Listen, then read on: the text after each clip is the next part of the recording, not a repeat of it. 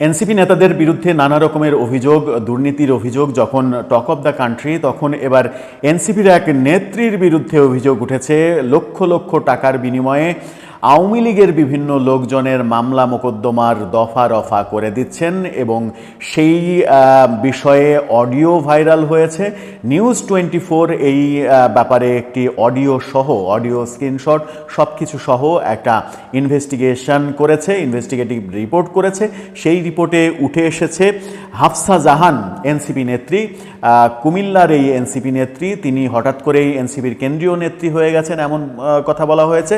তিনি 5 থেকে 10 লাখ টাকার বিনিময়ে আওয়ামী লীগ নেতাদের মামলার ব্যাপারে দফারফা করছেন, মামলা থেকে কিভাবে বের করে দেওয়া যায় সেই কাজগুলো করছেন। আদতে কি ঘটছে? এনসিপি নেতা নেত্রীরা কি টাকা ইনকামের বন্দোবস্তের কারণেই বলছে নতুন রাজনৈতিক বন্দোবস্ত? এটাই কি তাদের নতুন রাজনৈতিক বন্দোবস্ত? সেই প্রশ্ন সামনে এসেই যাচ্ছে। সেই আলোচনায় করবো এই ভিডিও। এনসিপি নেত্রী হাফসা জাহানের কথা।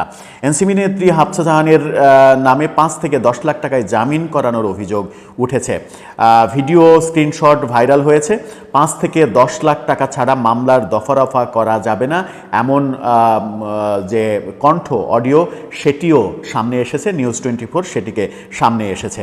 কুমিল্লার সাবেক এমপি হাজী আবম বাহাউদ্দিন বাহারের কন্যা সূচনা বাহারের স্বামী সাইফুল ইসলাম রুনির বিরুদ্ধে একাধিক মামলা রয়েছে। সেই রুনির সঙ্গে এই মেসেঞ্জারে কথা বলেছেন, চ্যাট করেছেন এই হাফসা জাহান। রুনির সেই মেসেঞ্জারে চ্যাট এবং কথা ভাইরাল হয়েছে। সেই চ্যাটে আপনারা মেসেঞ্জারের স্ক্রিনশটটা দেখে নিতে পারেন। সেই চ্যাটটি দেখা যাচ্ছে যে 56 মিনিট এবং 31 মিনিট পরে 24 সেকেন্ড কথা হয়েছে। সেই কথাই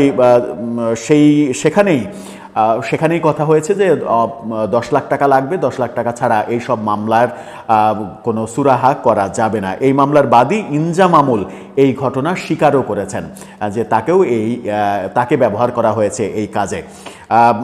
বাদীর নাম ভাঙিয়ে হাফসা এই কাজ করেছেন বলে অভিযোগ উঠেছে। ইনজামামের নাম ভাঙিয়ে, ইনজামামের চেহারাটা আপনারা দেখে নিতে পারেন।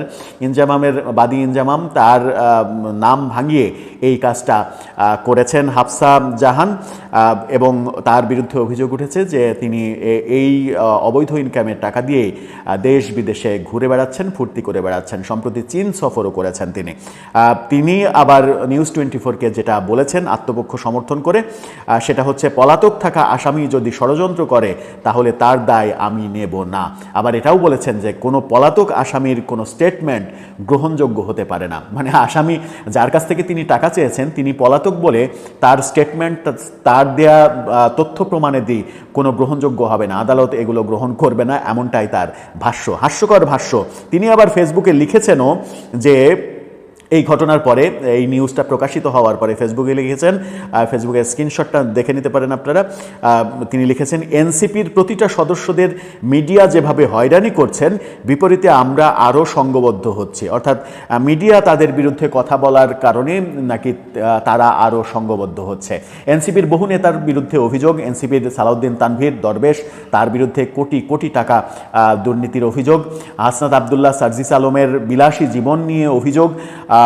বিভিন্ন বাণিজ্যের সঙ্গে তারা জড়িত, এরকম অভিযোগ আমরা বিভিন্ন সময় বিভিন্ন জনকে করতে শুনেছি।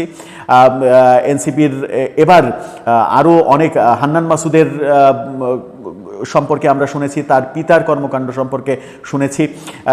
আসিফ মাহমুদ সজীব ভুঁইয়া উপদেষ্টা, তার এপিএস এবং স্বাস্থ্য উপদেষ্টার পিও, তারাও বৈষম্যবিরোধী আন্দোলনের অন্যতম নেতা ছিলেন, তাদের কর্মকাণ্ড আমরা শুনেছি। এবার হাফসা জাহানের কর্মকাণ্ড, একজন নারীর কর্মকাণ্ড উঠে আসলো প্রথমবারের মতো এবং তার বিরুদ্ধে অভিযোগ যে টাকার বিনিময়ে তিনি আওয়ামী লীগের কেস খাওয়া মানুষদের পৃষ্ঠপোষকতা করছেন, আওয়ামী লীগকে উদ্ধার করছেন।